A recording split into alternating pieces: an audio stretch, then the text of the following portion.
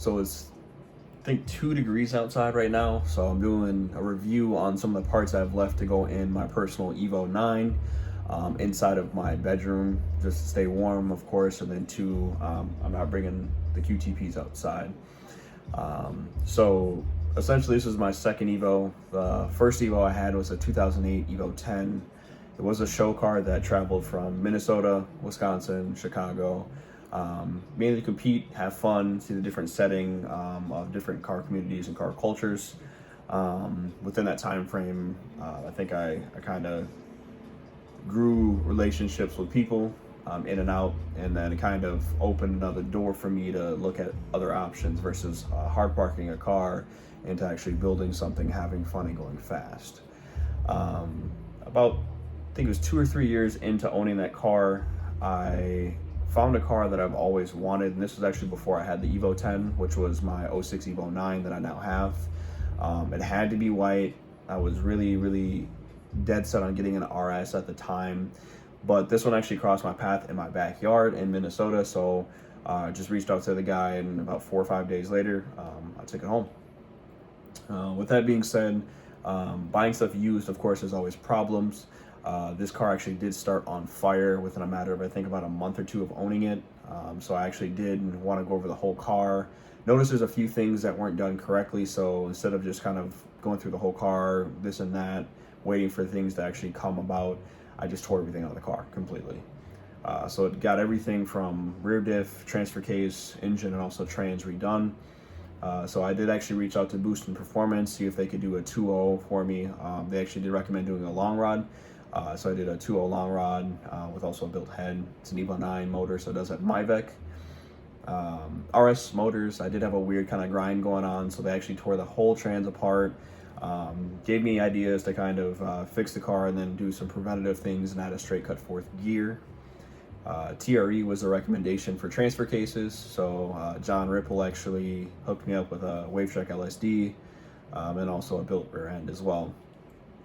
He did actually give me a few other parts here as well. I always told him to kind of surprise me with color, and then he kind of kept the color very similar, which is kind of weird.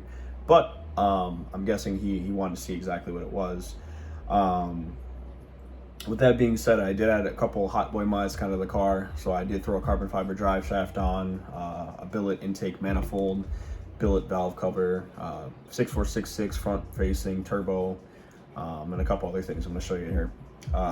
There was a time actually when John had my T case. I was so busy I forgot to respond to him, and he asked me, "Hey, do you want a magnet for your transfer case just to have?" You know, it's actually a lot better than the OE one. And I forgot, so he just sent me my T case. Got the message a little after, and then I reached out to him saying, "Hey, at this point, can you surprise me with a color? Last time you gave me a color, I didn't tell him specifically what color, and he remembered and sent me out a purple one to match my trans one as well." So super nice product, super easy to install. Looks like there's 4 bolts. Take the old one out, new one in, fill fluids up, good to go. So can't wait to put this thing in here. Hopefully tomorrow is the goal. Next thing, so I did actually talk about the fire. With that being said, I didn't want to lose the car completely, so I did look out for suppression systems. I found a few that actually made sense, but one crossed my path that seemed pretty cheap. Price point wise, not actually quality, but there's a few things I do have to change. It is an actual fire suppression system with a button, and then mounting for it, I was actually going to reach out to Hodgman Fab, see if I can have him do the passenger mount for it, and then I'll just run a whole new solid line up to the motor. So if things do go wrong, I can just press a button, she's extinguished, problem solved there. So that's easy plus.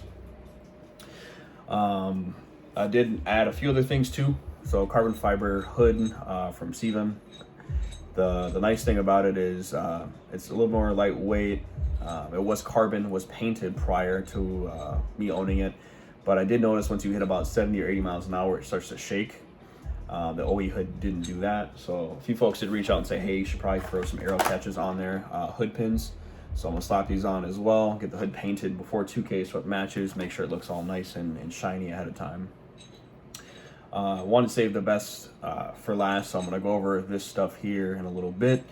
The next thing was a Mustache Bar Delete. So I did actually look around to see who had a good brand, I guess, or something overall that was going to last. And I did look at a few other ones that were having problems breaking.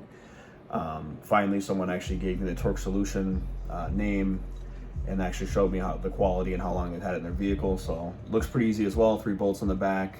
This one I have to drill into the subframe, and then she's good to go. I think it saves you about 15-20 pounds just from that Mustache Bar Delete. So can't wait to put this in as well, but not really looking forward to the install.